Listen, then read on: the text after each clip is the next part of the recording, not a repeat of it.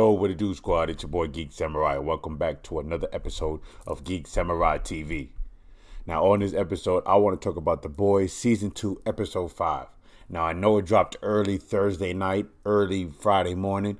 Like I said, I've been working 3 days straight this week. I work 3 days a week. That's normally what I do. So I didn't get time to actually watch it. But I just watched it just now, just literally at 6 a.m. in this morning.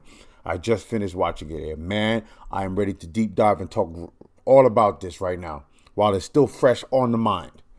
Now, we just got Karl Urban, who's just devastated and distraught that Becca did not want to come with him, didn't want to leave with him. She actually fought him off and told her, don't forget about me. I cannot do this. I have a son now.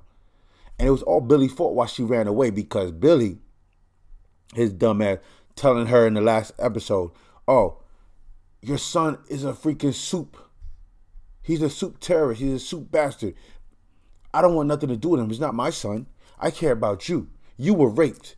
You are a rape victim. And I want to get you away from Vought. I want to get you away from all of this. Come with me. She didn't want to go.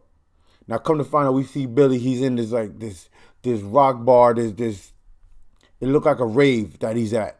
It's a bar where there's a concert going on, and he's there drinking and getting pissy drunk, depressed that she didn't want to go, that his love didn't want to go with him. So you know what happened? He picks a fight with one of the persons in the bar. But just a random dude who's enjoying.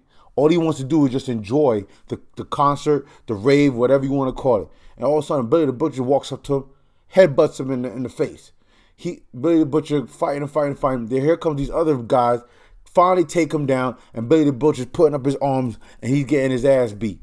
That's how you know that he was freaking drunk out of his mind and did not care what was going on. Crazy. Now, another character that I want, now I'm doing this full review, but it's just pretty much my thoughts, the best parts that I like to pick out of the episode. Now, we got through Billy. He's depressed and devastated. Now we want to go to Kimiko. This girl is... she's on a mission right now. She's going through the city, wherever she is, wherever their hideout is. She's going through the city of Vought to try and, get a job. She's like a hit for hire, a hero for hire, I should say. So these albinos are hiring her to get paid to take out these enemies, to take out, the albino is all about territory. It's all about, this is my territory. This is my place. I don't want you in it. So Kimiko, she's using her superpowers to take out these random cats, going into their hideout, going into their club, and just ripping off their freaking ear, going right to the face, man. That scene alone was crazy. How she just took the man's ear, ripped off, digged into his face, and just ripped off. You can see half his face. You see half his jaw come off, his eye. You see the teeth. Oh, the skin just come right off the face, man. That was just as brutal as Black Noir in Season 2, Episode 2, when Black Noir took the man's jaw and ripped it open in half. This, I have to say, with Kimiko doing this, is just as vicious as that. And we're going to talk about Black Noir next. So, we see Frenchie trying to go after her, stalking her, following her, seeing what she's doing. Then we come to find out that Kimiko is a hero for hire. She meets up with Frenchie's prostitute love interest that he's beating the sheets with. They're fucking each other, and she meets Kimiko in the church, and they're exchanging money. She's a hero for hire, but Kimiko, the prostitute that Kimiko is meeting with, she gets 10% because the albinos hired her, and the albinos are using her to meet up with Kimiko to transfer the money. So here's Kimiko's payday. She's getting paid, and she gets to have 10% of that money. Here comes Frenchie up in the church trying to find out, Kimiko, what are you doing? You want to be a monster? Go be a monster. I'm tired of this. I can't even understand you, but I care for you. But you want to continue to do this stupid shit? Go ahead. Put yourself out there. And he just walks out of the church. And Kimiko gets her money and she goes the other way. And you just see the prostitute look like she's about to go out and follow Frenchie. Crazy scene. Now, I want to talk about Black Noir, who I think is my favorite character in this whole series. I love Billy the Butcher, but Black Noir, out of the 7, out of Vought, is my favorite character. And I love the fact that he doesn't speak. He's a mixture of Batman and Snake Eyes. I love it. How he comes out of the shadows. He comes when he has a job to do. When he has to go out there and kill people. He don't give a shit. He's hired to kill people. He's gonna make sure the job gets done. Now, in the last episode, we see that he went to HR of Vought, and he had a piece of paper, and he gave it to one of the representatives, one of the hackers who's in front of a computer. And it says on the paper, Butcher. So Black Noir's been stalking Billy the Butcher ever since he was hanging out with his girl Becca.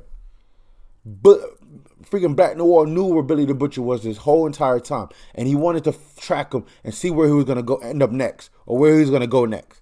So now we come to find out that, yo, here's Billy the Butcher going to the freaking suburbs to meet up with his aunt and meet up with his dog, Terra. Billy the Butcher's been camping out on one of the suburban homes on the rooftop that's right across from his aunt's house or whatever. And we see Billy the Butcher there. But not only was Billy the Butcher there to visit his aunt, look who else was there. Because if you know from watching the episode, Billy was talking to Huey on the phone when he was in the supermarket, buying a little dog chew toy, a little fuck toy for his dog Terra. Now, Mother's Milk knew exactly, because he knows Billy. He knows Billy's family. And Mother's Milk knew exactly when Huey said chew toy or dog toy, fuck toy, freaking Mother's Milk or MM, I call him Eminem. Eminem knew exactly where Billy was going. And when Billy came to go meet his aunt, I guess he went to go see his dog. They went for a walk. When Billy the Butcher came back from walking Terra, here we go. Huey and Eminem is right there in the freaking, right there in the living room, having freaking cookies and milk with the aunt, waiting for Billy to come back. Now, when Billy went back outside, he went to his car because it looked like he was done talking to Eminem and talking to Huey. He went to his car, and you could see in his side mirror, there he saw freaking Black Noir hiding out on a suburban rooftop. Now, he went back inside and said, yo, Eminem, Huey, Black Noir's here, and he's coming to kill me. Now, I don't want to get you guys involved, so you guys got to get the fuck out of here. But it's too late. Once Billy comes for his contacts, his victims, if there's anybody associated with that victim, he's taking you out too. So that means that aunt, that dog, everybody's going to get fucked. But that's not the case. They had like a little panic room downstairs. The aunt said, come, let's go into the taffy room, which is a panic room. Let's go down there. So they go down there, try to wait out to see what Black Noir is going to do. Black Noir came into the house, fucked up everything. Destroyed the living room, destroyed the bedroom, looking for freaking Mother's Milk, looking for freaking Huey, looking for Billy. All of a sudden, you hear footsteps in the living room because they down below the living room. They're in the basement. They're in the panic room. All of a sudden, the damn dog, freaking Terror barking and shit. Here you see Black Noir throw a tear gas down there.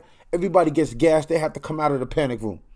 Now, Billy said, okay, let's go, guys. Let's go out the front door. We're getting out of here. We're getting out of here. Mother's Milk, Huey, the aunt, the dog leaves. Billy tells Huey, get the fuck out of here. Get everybody to safety. Closes the door. Bolts the chair behind the door.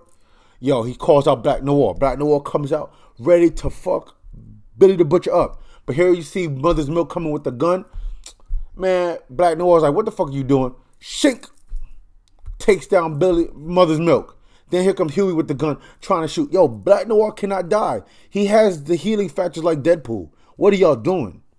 Do your research on these soups. Do your research. You got to know their weaknesses. If you don't, then what you shooting, wasting bullets for? Dumbass.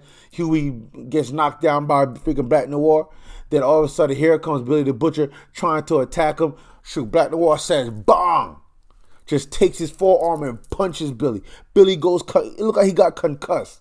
His ears are ringing. He got knocked out. Look like he's about to pass out on the floor until he finally sees Huey on the ground. Then he's like, yo, if you killed that kid, I'm going to leak the secret that y'all have. That Homeland is a rapist and he has a son. He has a bastard son. That's what I'm going to do. Keep it up. So here we go. There's a freaking video cam on Black Noir. Black Noir has a freaking video cam on his chest. All we do is see the phone ring. Black Noir answers. He's actually holding Billy up by his throat, pinned up against the wall. Black Noir passes him the phone. And lo and behold, it's Giancarlo, what's his name? I forgot his name. Giancarlo Stanton. He's there on the other line. I forgot his name. But he's on the other phone line talking to him. And he's there talking to him like, yo, what secret do you know? If you know a secret, you could tell me. I need to know because with that secret, I want to be able to keep the vault. I want to be able to keep the 7 pure as possible. So if you know something, Billy, where is that secret? Where's the proof? Billy's like, oh, I ain't gonna tell you. I ain't gonna tell you shit. If you kill me, you'll never know. If you kill me, I'll still leak it out because I have, my connection. I have my resources. So they make a deal, and then all of a sudden, we see that Black Noir gets the phone back. Billy tells her, yo, the missus is calling for you. Black Noir gets the phone back, drops Billy the Butcher on the floor, and Black Noir leaves. Like, he'd even put him down or set him down. He violently put him down. It was crazy. I freaking, God, I just love this season, man. It's Giancarlo Esposito. I said Giancarlo Stanton. Giancarlo Esposito. He's been in shows before like Breaking Bad. He's done a lot. He's in Mandalorian. I don't know why I forgot his last name, but I did. I love his character. But he wasn't even in this episode that much. But yeah, like I said, Black Noir dropped Billy the Butcher. He leaves the crib. Then, Billy the Butcher gathers himself, gets everybody out. They go to their own separate cars. Billy says bye to Tara. Billy's not going to take an early retirement. He is going to get Becca back. He leaves with his boys. And they cuts out to the next scene that I want to talk about, which was crazy too. This scene is alone. I mean, we could talk about other scenes like, the Deep joining the Church of the Collective, which was the low point of the movie, of the TV show for me. I don't really like the Deep's character. He's a bitch. I hated him from season 1. But he's trying to get back into the 7 or whatever. Maeve is going to team up with him to take down Homelander. We could talk about that. But I want to jump into this scene right here that I thought, Stormfront is such a racist bitch, and she's trying to get Homelander on her side. So this scene is the sex scene that ends the whole freaking episode. When she says, come on, don't be a pussy, burn my tits, she asks Homelander to use his heat vision to laser her at her ass. And all of a sudden, they go into having freaking violent sex and kissing each other. It felt like the Hulk was bashing Loki in the freaking Avengers Tower. That's what it felt like. We see freaking Stormfront and Homelander fucking each other's brains out, son. Like, it's crazy, bro. Crazy. They're having air sex, too. She's on top of him, and they're just floating above the coffee table. Freaking chandelier comes down, and they're just having sex and boinking. I'm like, this bitch has the same powers as Homelander, and he's white. So you know that she's going to be falling for him, and you know that she's going to, form an alliance with him by fucking him. I'd be surprised if they have a soup baby next. He probably just plants all of his superhero seed in her, bro. I'm like, this bitch is freaking crazy. And we have to talk. I want to talk a little bit about that scene with A-Train. We can see that, she's so racist. She was about to be racist towards him. But she plays it off and says, what are you talking about? What do you mean? A-Train knows that she's racist, bro. And that's going to come out in the next episode. So, all in all, this was a great episode. To me, this was my favorite episode so far of the season. It seems that Queen Maeve and the Deep are going to try and take out Homelander. Stormfront and freaking Homelander have an alliance now. It looks like, I don't know, Starlight is going to try her best to turn on Stormfront and get out of the 7 and join back up with the boys. It'd be good to have another female in the boys. Because I know Kimiko is a superhero too. But she don't act like it. But she has some powers. She has some compound V in her. So all in all, I give this 9 out of 10, bros. And I'm excited and I love this episode. It's my favorite so far. We still have what? I don't know how many episodes we still have left, but listen, I'm looking forward to it. I cannot wait. It's just some fantastic to know that the boys, we're stuck at home. So we get this great TV show. We got the Umbrella Academy. We got freaking The Boys. I mean, it's just a great time to unleash these superhero, they're supposed to be B and C superhero characters. But because we're at home, we're stuck watching these and they're great content. They're great shows to watch.